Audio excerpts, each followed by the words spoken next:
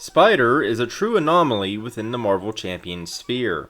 Heroes with a hand limit of fewer than 5 cards are notoriously weak, and Spider only gets 3.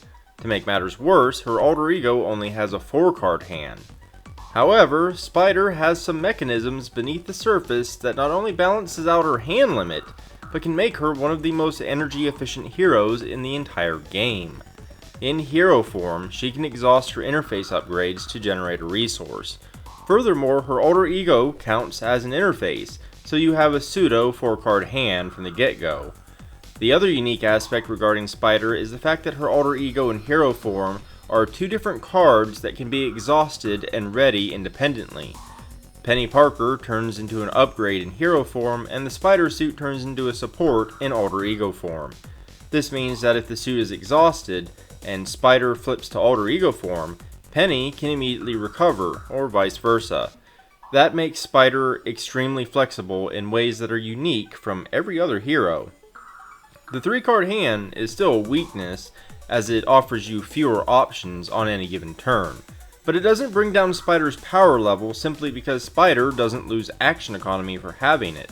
A mid-game Spider can likely afford any card she draws, although the early game can be a bit rough while she sets up. Spider revolves around the use of her interface upgrades. She has 5 in total, including the pilot upgrade that her alter ego flips to. With the exception of the pilot, every upgrade offers something alongside Spider's core ability to exhaust them for resources. This is part of Spider's flexibility. Speed Metal Alloy, Web Fluid Compressor, and Psychic Link all boost defense, attack, and thwart for 1 relevant action respectively, while Host Spider can ready her. The interface upgrades alone allow Spider to be built with a variety of strategies while using any aspect. The choice of when to use the upgrades for their abilities or when to use them for resources is a core component of her playstyle, and it varies depending on which role you want Spider to fill at the table.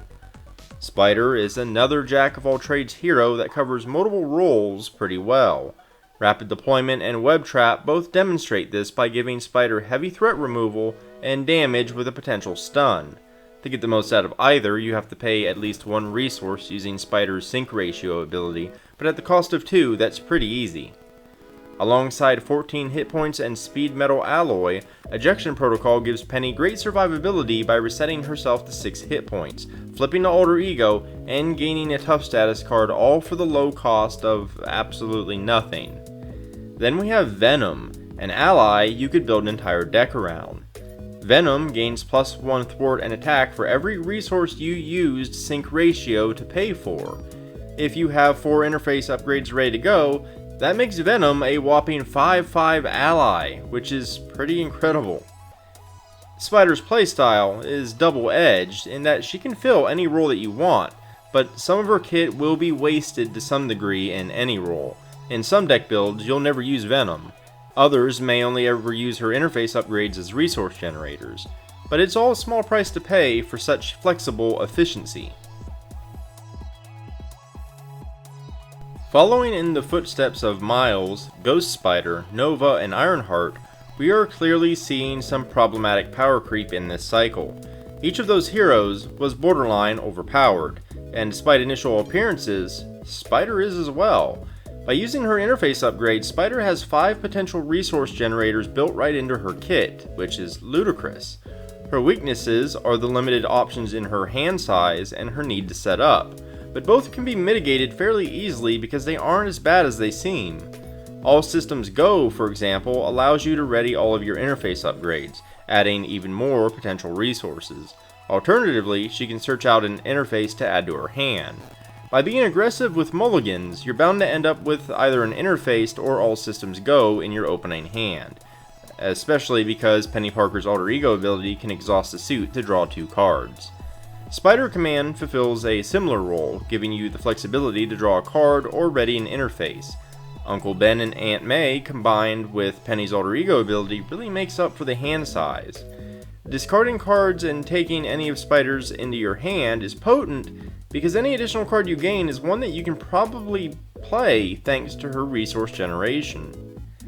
Spider is incredibly self-sufficient, so any aspect cards you build around her can further extend her power, be it card draw, resource generation, healing, anything. Her strength does make her fun to play, and her uniqueness can't be understated. But every new hero that walks a thin line between being strong and too strong devalues existing heroes, and that's not healthy for the game in the long run. No one wants to feel like they're bringing down the team for playing their favorite heroes who don't happen to be as strong as the ones included in the latest cycle. Protection is the focus of Spider's pack alongside additional Web Warrior support.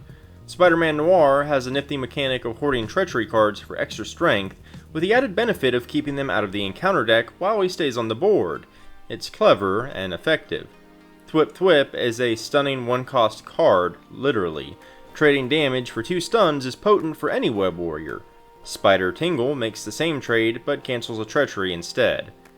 Web Warriors are gaining a lot of playstyle versatility, and that's great. Force Field Generator carries a hefty cost to block up to 6 potential damage, but you could combine it with Repurpose, and toss it when it has a single counter left to add a whopping 3 to whichever hero stat you want. Repurpose is honestly a great card because it's cheap and powerful, but requires a specific trigger to be built around. I tend to prefer niche cards over blatant staples.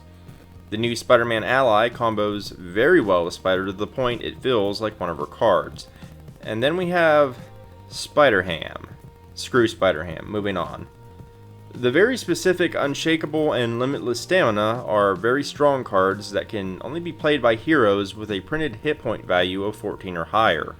I'm not sure if they realize that this means Thor can utilize both godlike stamina and limitless stamina, but hoo boy. And before you ask, these cards do not make Hulk any better. You're better off checking out my fixes for him. That, or you could write the word Hulk over top of Drax and just pretend it's real. The pack comes with a lot of great cards and very little binder fodder. You'll have to deal with the taint of Spider-Ham being bundled with the pack, but you could always light it on fire for the enjoyment of watching it burn. M.O.R.B.I.U.S is a nasty Nemesis minion that deals damage to you for every resource you generate while he's engaged with you. That's devastating for anyone, not just Spider. Giant monster attack adds insult to injury by requiring you to spend a resource in order to thwart it, which you kinda have to do thanks to its crisis icon. If you happen to draw energy drain while M.O.R.B.I.U.S is still on the board, you have the lovely choice of taking damage or taking slightly less damage while in hero form. The Nemesis Set is a good one. Much like Fernax, M.O.R.B.I.U.S requires immediate attention from the team, you can't just shrug it off. It's designed cohesively so that the cards work together to be a pain in the butt, and it's fairly unique that it punishes you for the very act of generating resources. It's very rough to counter in true solo play, however, but what in Marvel Champions isn't anymore. Spider comes with my favorite type of encounter module, one that adds unique name characters as minions. Iron Spider's Sinister 6 also combos with any villain or module that uses other criminal minions, since threat can't be removed from Grand Larceny while one is in play. Meanwhile, Surge in Crime gives them the nasty Surge keyword. Every minion contained within the set offers some type of danger to contend with. Bombshell will wipe your minions, Electro steals your energy resources, Spot is a discount Loki, Sandman is a wall, Hobgoblin deals indirect damage, and Iron Spider is a badass. It's a challenging set that is made even more dangerous when combined with specific villains and modules, and it feels really good. I'm not the biggest fan of the Surge keyword, but for the most part it provides a solid challenge that doesn't feel cheap.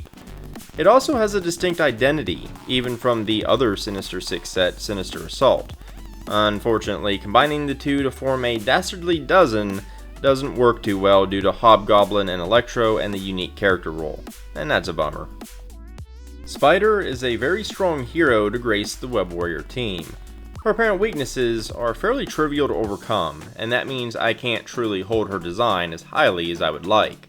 But her unique nature isn't debatable, and her flexibility means she's fun to play in every aspect while granting you plenty of options within each. Thematically, I like the split between her alter ego and the suit itself, and how it's reflected in being two entirely separate entities. That said, I don't really have the feeling that I'm piloting an awesome spider mech. Her abilities and mechanisms regarding her energy generation are novel, but her cards feel fairly generic from a thematic standpoint. On the plus side, Spider's pre-built deck stands up to scrutiny with a fairly tight defensive focus, followed by the heavy hammer of a well-timed repurpose. The cards outside of her kit are also worth having, especially for fans of Thor and Drax. Sorry Hulk, you still suck. Although I may be a fan of niche cards, Limitless Stamina and Unshakable are a bit too far. We have a billion keywords, many of which still have no support. I'm not sure an arbitrary limit on HP values is a great idea right now. Taken alone, Spider is a great pack, with a strong hero, solid aspect cards, and a great encounter module. But the thing about living card games is that nothing can truly be taken alone, and the power creep is becoming a real concern. Be sure to stay tuned because I will reluctantly be reviewing the Spider-Ham pack. But if you enjoyed this video or found it informative, consider liking and subscribing. It really helps me out a great deal and boosts my visibility on YouTube, plus it keeps you up to date of when I post new content. I've also left several links down in the description below, including to my website where you can find the bulk of my written content, but also to my Patreon, Discord, Twitter, and more. But in any case, thanks for watching, and until next time.